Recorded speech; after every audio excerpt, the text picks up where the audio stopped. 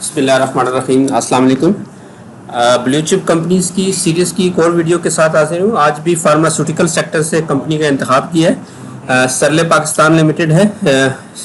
इससे पहले फार्मास्यूटिकल से हाईनून लेबॉरेटरीज पे रिव्यू हो चुका है, तो आज सरले की बारी है।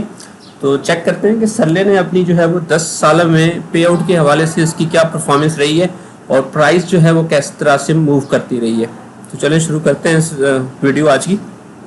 Please subscribe my channel and press the bell icon for latest updates. Thank you. वो पे आउट जो है वो 2010 में डिविडेंड दिया है इसने 30% का, 3 रुपए पर शेयर डिविडेंड। बोनस जो है वो इस साल स्किप किया है इसने। तो अगर 1000 शेयर्स हो तो 3000 जो है वो एज अ डिविडेंड अमाउंट बनती है इसकी 2010 में। फिर 2011 में इसने 10% बोनस दिया है, 100 शेयर जो है वो एज अ बोनस मिले और 15% का साथ में डिविडेंड भी अनाउंस किया है। 1.5 रुपया पर शेयर जो है वो डिविडेंड मिला है, तो 1000 शेयर के हिसाब से 1500 जो है वो इसका डिविडेंड अमाउंट बनती है। 2012 में जो है वो हमारे जो शेयर्स थे वो 1000 वो 1100 हो गए थे, क्योंकि 10% का बोनस में मिला था।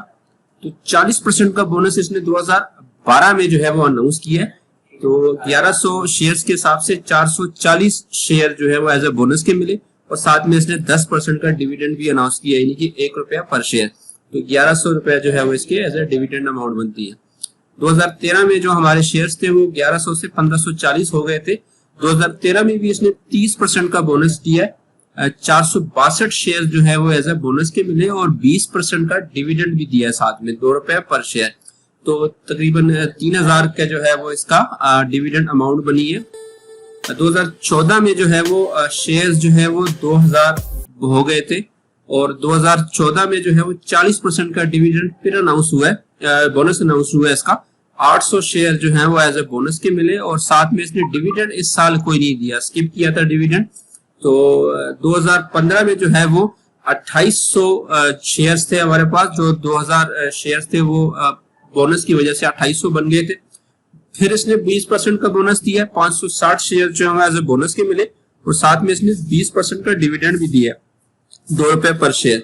तो 5600 रुपए जो है इसकी डिविडेंड अमाउंट बनती थी 2015 में। 2016 में हमारे जो शेयर्स थे वो 3300 हो गए थे, तकरीबन 3363 शेयर्स हमारे पास हो गए थे।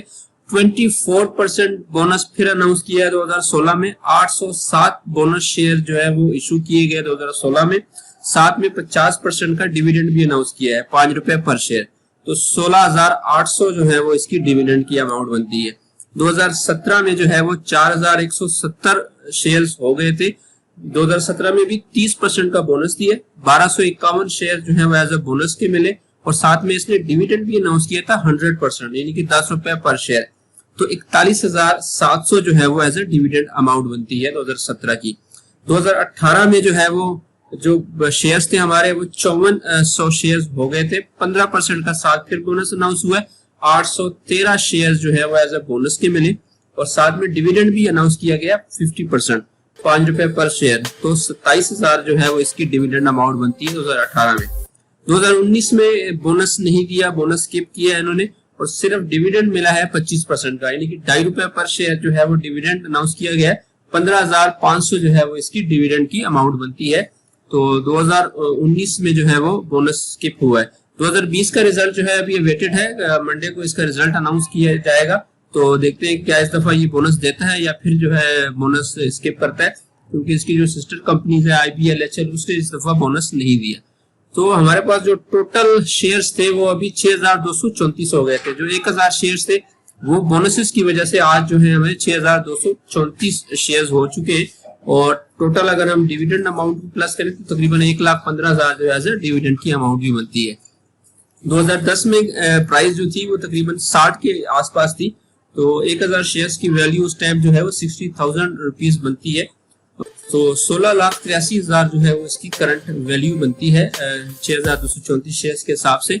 और अगर इसके डिविडेंड भी अमाउंट भी हम शामिल कर लें 1.25 लाख, तो ये तकरीबन 18 लाख की जो है ना वो इन्वेस्टमेंट आज के दिन में पहुंच चुकी है इन 10 सालों में 60,000 से।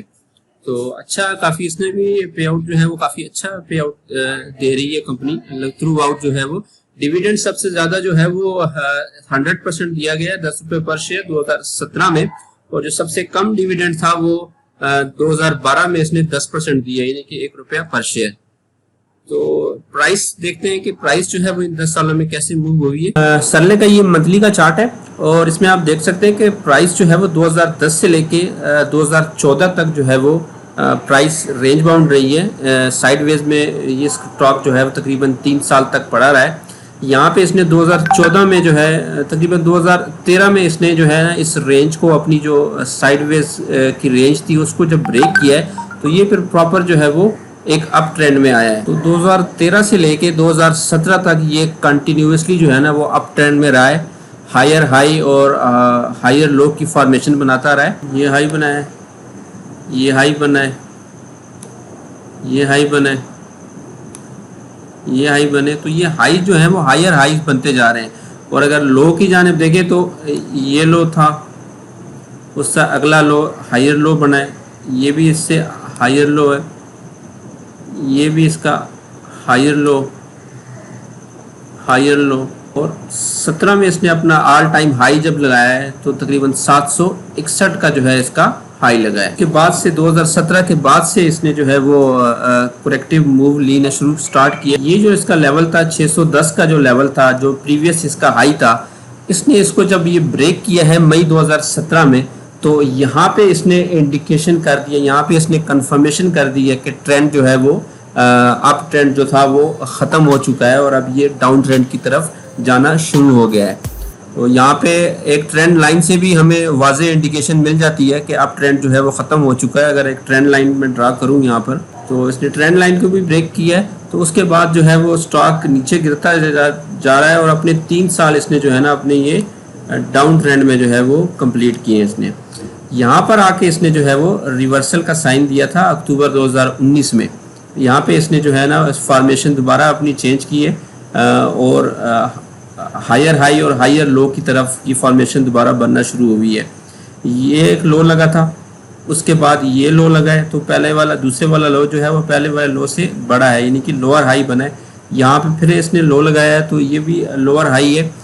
और इसी तरह हाई की भी आप देखें तो यहाँ पर जो हाई था वो तकरीबन 211 का था, यहाँ पे जो दूसरा हाई बना है वो अभी 250-260 का बन रहा है। तो हायर हाई और हायर लो की फॉर्मेशन यहाँ पे बनना स्टार्ट हुई है।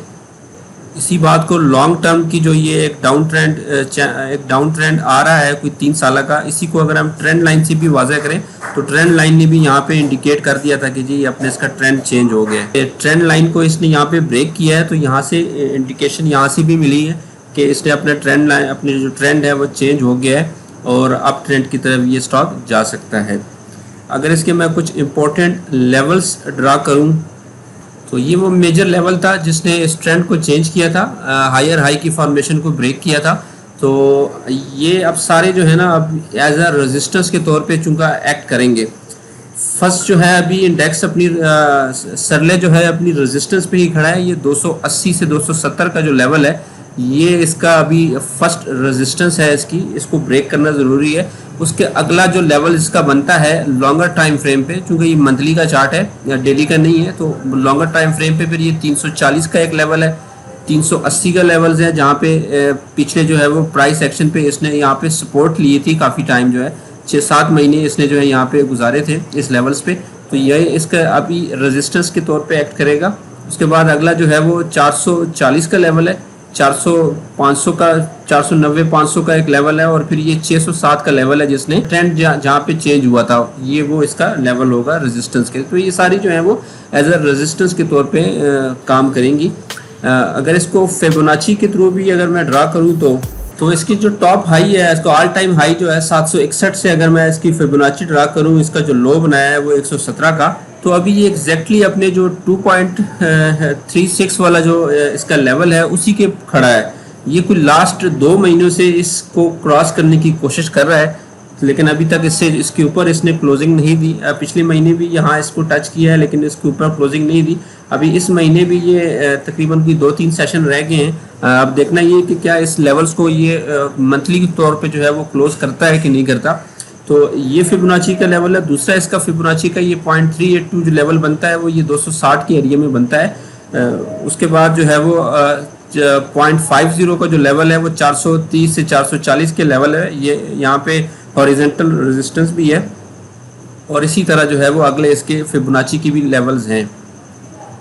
तो इस लेवल्स को 0.236 लेवल्स पे पहुंचने के लिए इसने तकरीबन कोई 1 साल लगाया है।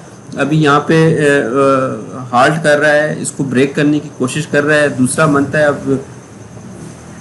तो इस लेवल से ये निकलेगा तो तभी जो है ना इसका नेक्स्ट जो बड़े टाइम फ्रेम पे इसका जो टारगेट हो सकता है वो ये आपका ये 330 से 340 वाला जो एरिया है उसमें जो है ये आ सकता है।